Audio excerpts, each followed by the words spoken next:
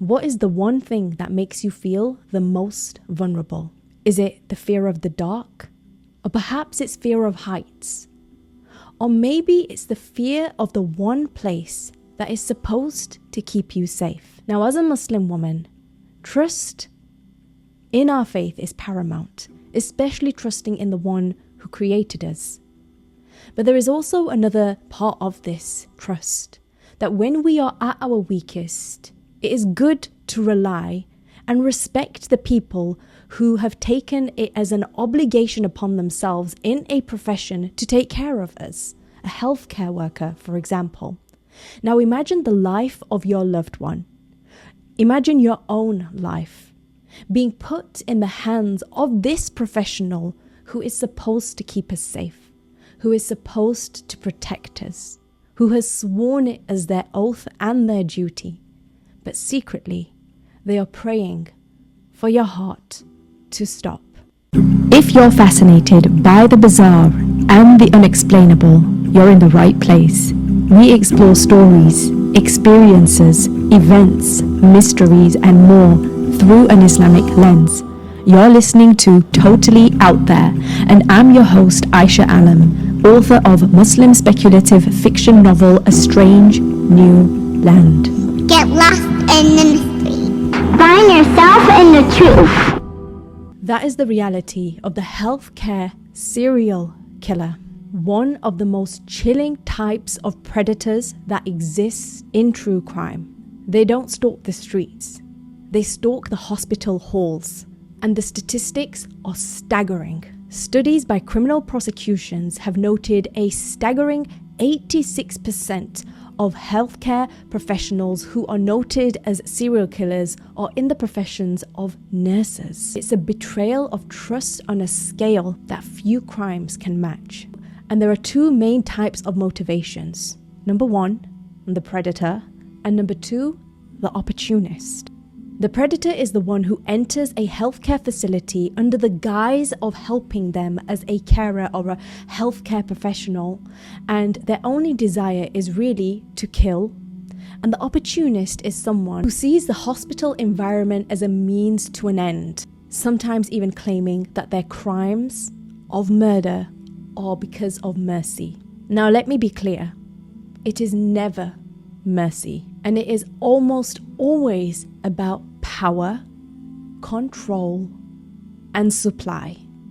And most of the time, the patient is just the object. Today we're going to be focusing on one of the most infamous healthcare serial killers, whose name is Kristen Gilbert, also known as the Angel of Death. Now, in retrospect, Kristen Gilbert is known to be violent, cruel, heartless, merciless. But at the time, she was a nursing professional. She was seen as to be someone of authority, someone who was very caring to those who were under her care. So much so that people, when they saw her acting in a very strange way in some of these situations, they decided to turn a blind eye because of her reputation as being this caring, kind, supposed empowered, strong, and helpful individual. However, in her personal life, it was a completely different story. So her story begins as a child who had moved around a few times, and she had been caught doing strange things, even as a child, as most serial killers are. And some of the things that she did wouldn't seem so bizarre. For example, there was a television show and she would always side with the villain. And I'm sure so many of us have done this because it's cooler to be the villain. She would identify with Lizzie Borden, who was known to have, well, possibly, allegedly known to have killed her parents. And she claimed, this Kristen Gilbert, at a young age that she was related to Lizzie Borden. So her actual career began as a nurse. And her first, you would say, a kind of internship slash a very beginner level job was working with a child who had a disability. And one instance which showed a huge red flag that many people had actually ignored was when she worked with this child who had physical disabilities, who was unable to express themselves verbally. She was giving this child a bath, and the tap water on the bath, it would only go to a certain limit out of safety of the child. However, when the parents and the people around had approached, they had found that the child's bottom half of the body was completely scorched. And the only way that would have happened is if the nurse, Christine Gilbert, had made a conscious effort to turn the tap and gone out of her way to have turned it onto scorching hot. Now, this instance wasn't actually recorded as a crime against her, but it was taken into account. However, it didn't affect her future prospects and her future jobs. And whilst this was happening, there were other huge red flags behind the scenes. For example, the people who she was with, her partners, whenever they threatened to abandon her or leave her, she would go to extremes. Even one instance, she had taken off a part of her partner's wheel, so it would have actually led to a very dangerous, fatal accident, because the car wheel would have come off and then her partner would have had a car crash and who knows what would have happened. But thankfully that didn't happen, but she had intended it for it to happen. Now let's move on to 1990, when she was officially hired as a nurse. She worked at a place which was designed to facilitate care for veterans, and there was this culture in that place, and it was a very friendly, very communicative culture. It was a very pleasant place to be, and they really cared for their patients. And some of the patients who would come, they had been through so many sicknesses and so many illnesses, and there was a large instance of times that they would be in something called a code, right? So there would be a code that was happening, and basically what a code is that the person's life was at risk and they really needed help with either CPR or other kind of intervention to make sure that they were brought back into stability. Now, the times and the amount of times that codes go off in facilities like this is a high amount, but it's not really a huge amount. However, at the time that Kristen was working at this specific facility for veteran care, which is interesting because her victims were majority veteran and her relatives were also veterans as well, and she was having an affair with someone who was a veteran. So there were so many contradictions with this as well. So the time that she was working at a hospital under as a nurse, as a healthcare professional, under her supervision, there had been many more codes than there had ever been before. So in 1995 and 1996, she begins an affair with one of the people who work at the hospital. And allegedly, she had been composing a situation where she would be in close contact with the person she was having an affair with under the guise of saving someone's life. So it was like a thrill, right? So she would make the person unstable by doing something to them, and then she would ensure that there would be some kind of cardiac arrest of something of that sort. And then she would come with the person she was having an affair with to try and impress them and work together in saving this person's life. And the way that she would induce these medical crises is she would give them shots of adrenaline. There is a kind of adrenaline which is called epinephrine. It's an artificial source of adrenaline, and it causes the person to react in a certain way. Most of the time, if a person doesn't need it, then they end up having a very fatal reaction to that dosage. And the thing about being given adrenaline is that if you were to die from it, it would be almost impossible to trace that it was in your system in the first place, or there was something alien in your system in the first place, because we already produce this naturally. So one of the ways that it was figured out that she was doing this was to look at the amount of people who had died or gone into this code during the time that she was in the hospital and the times that she was not at the hospital. And when she was at the hospital, there was a staggering amount of people. There was a huge amount of people who went into this crisis, medical crisis situation. Not just 350 people, way more than that. It was actually 350 deaths during her employment. Now, at her time working at this veterans hospital, suspicion began to grow and people began to notice strange behaviors from Kristen. She was becoming more flamboyant. She was becoming less professional. And she even did something extremely strange. She would ask her supervisor if she was allowed to leave early if one of her patients died. When the supervisor said yes, the patient died, so she could go on a date with the person she was having an affair with. Now, there were more signs. There were more red flags at the time that Kristin was working here. One of them was overparked gurneys, late meal trays, and an alarmingly high number of emergencies, i.e. codes. In 2001, she was convicted for 4 murders and 2 attempted murders. Again, this wasn't about mercy. It was about supply, and it was about control. Her patients were not seen as human beings, but as objects for her to manipulate, to get her desired rush. And it's quite ironic, because the method that she used to kill her patients, which we don't know if it was only 4, even though that's how many she was convicted for. There was many, even in the hundreds of deaths whilst she was there, which were much higher than the statistics before she was there. And the method that she used to put them in this medical crisis was adrenaline. And that is exactly what she got out of it when she put them in this situation, a rush. Now, Gilbert's story is a story of twisted minds. It's about abusing positions of power. When you are a nurse working with people under your care, you trust them, right? You trust your nurse. But she abused that trust, and she used the people who were relying on her, who were in a state of weakness, so she could get some kind of supply. She could get a rush. But what about the other dark side of this coin? The systematic failures of care that create vulnerabilities. I want to tell you about a friend of mine, Shafak Saeed. Shafak Saeed had Friedreich ataxia, and she lived in one of the hospitals in New York. Friedreich ataxia is a condition which has to do with the muscle degeneration, and it progresses over time. In normal speak, that basically means that her muscles get weaker and weaker as she grows older and older.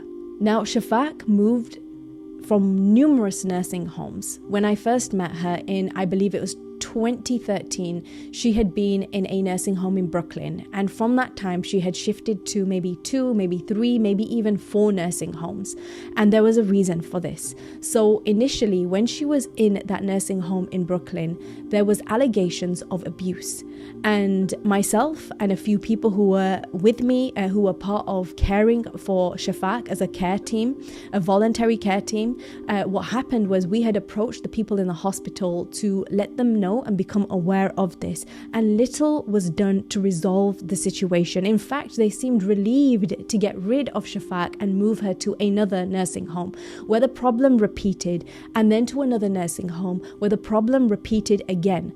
Now, Shafak had told me herself, and by this time she was unable to speak as clearly as she had when I had first met her, and she had told me herself that these nurses had called her names, they had sworn at her, they had even encouraged her to not wear her hijab, her headscarf anymore. And there were so many shocking situations and instances, and it was spoken about and shared about, but little was taken into account. In fact, when we approached the nurses and the departments themselves, they said that Shafak was the one to blame, which I found really hard to believe because she was incapable of moving most of her body and she could barely even speak at this point. Now, as the years went, we tried to intercede and help her with situations and send visitors with her, and every visitor began to notice that there was not just a degeneration of her muscles, they were not just getting weaker and weaker, her will was getting weaker and weaker because the people who she had been put into care with, such a vulnerable position, had not been taking care of her. Now, I'm telling you this story because situations like this exist very, very, very strongly all around the world. And a lot of the times we believe when we walk into a healthcare facility or a nursing home that the people are there who are going to take care of them. And a lot of the time they will give us a smile and they will promise that they will take care of the patient. However, the sad situation is that even though people don't go as far as Kristin Gilbert did in being a serial killer, they do go as far as using the patients who are in a weak position as a kind of supply because they are having a bad day or they are having a bad life, right? So they put that anger and that rage onto the vulnerable.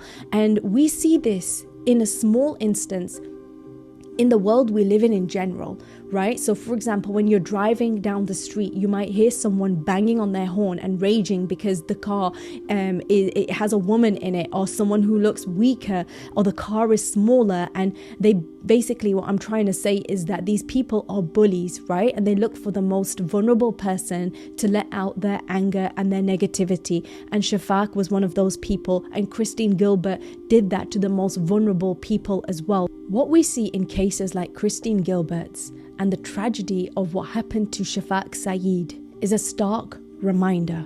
The most strong and the most assertive patience can be ground down to the most meek and the most mild.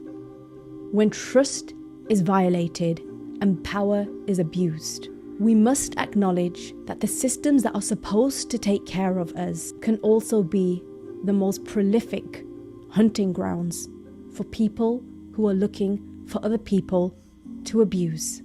The Muslim faith teaches us that every life is sacred and that justice must be pursued for the weak. These stories are not just true crime, they're a call to action. We must question and we must monitor, and we must never allow silence in institutions which lead to the greatest failures. So I ask you, next time you visit a loved one in an institution or a healthcare facility or a mental health care facility or anywhere they are where they are supposed to be taken care of, just keep an eye out, ask the right questions, and pay attention to the signs, because sometimes they might not be able to tell you with their voices, but they tell you everything with their actions, in being withdrawn, in being quieter than usual, and them not smiling as much and losing the will to live, like my friend Shafak Saeed was and did. Thank you so much for being here with me today. Have a beautiful and blessed day, everyone. Peace.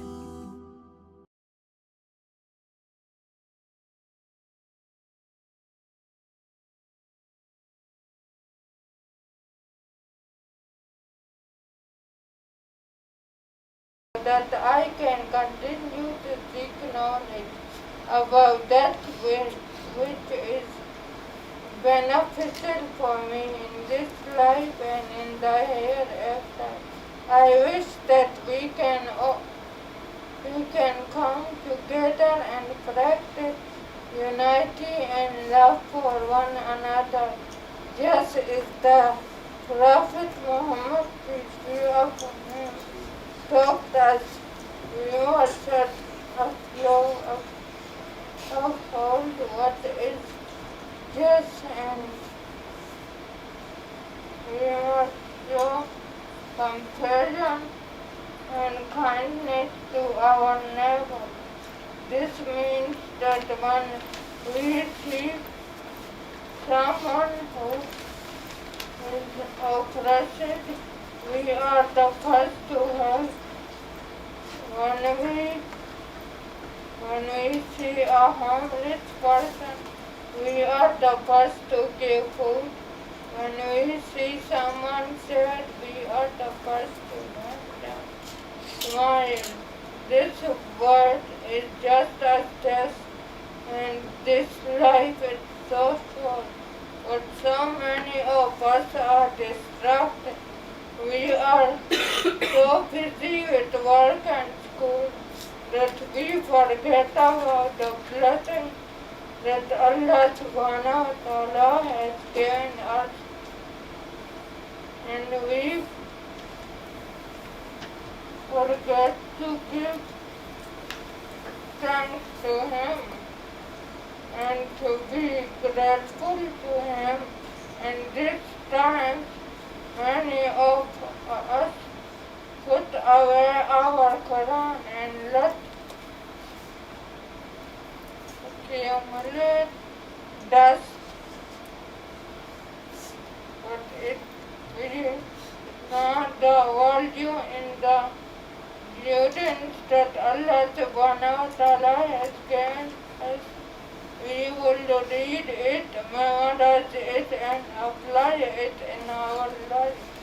My message to you is to be selfless, to think about those around you who have less, not those who have more to think about those that are being oppressed, and to be grateful for the warm home and the fresh water you have coming out of your taps.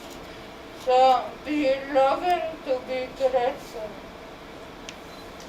All good that I have said is from Allah subhanahu wa ta'ala, and any bad is from myself. Thank you.